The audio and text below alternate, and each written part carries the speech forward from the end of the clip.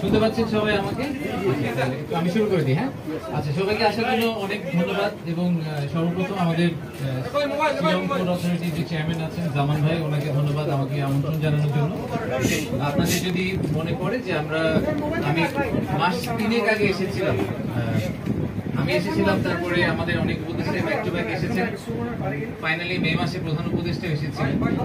আমি back track করি যে আমরা জুলাই মাস থেকে, গত বছরের জুলাই মাসে যখন একটা বড় লজিস্টিক্যাল ডিসরাপশন হলো, লজিস্টিক্যাল ডিসরাপশনের কারণে আমরা দেখলাম যে একটা বড় ব্যাকলগ হয়ে গেল। অনেক ব্যবসায়ীরা অনেক আশঙ্কা প্রকাশ করেছিলেন যে তারা আসলে চিরগং পোর্টের এই বড় ব্যাকলগ কিভাবে ছুটবে, এবং এই যে প্রায় 1 মাস ট্রান্সপোর্টেশন বন্ধ ছিল, সেই ট্রান্সপোর্টেশনের বন্ধ থাকার কারণে যে বড় একটা ডিসরাপশন তাদের সাপ্লাই চেইনে হয়েছে, সেটাকে তারা কিভাবে রিকভার করবে, এটা নিয়ে অনেক কনসার্ন ছিল। তারপরে ল অ্যান্ড অর্ডার সিচুয়েশন নিয়ে আপনারা শুনেছেন যে কনসিস্টেন্টলি আমরা স্ট্রাগল করেছি সরকার থেকে। এই পুরো জিনিসটাকে চিরং পোর্ট কিভাবে হ্যান্ডেল করবে এবং সেটা নিয়ে আমাদের ভবিষ্যৎ পরিকল্পনা কি, এটা নিয়ে প্রচুর প্রশ্ন এবং অনেক ধরনের কনসার্ন ছিল।